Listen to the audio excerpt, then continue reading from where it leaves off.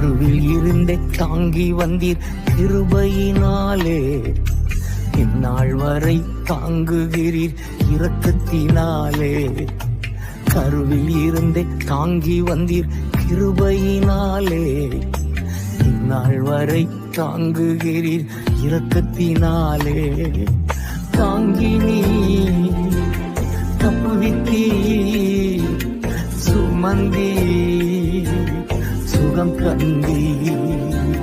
தாங்கி நீ தப்புவித்தீ சுமந்தி சுகம் கந்தி.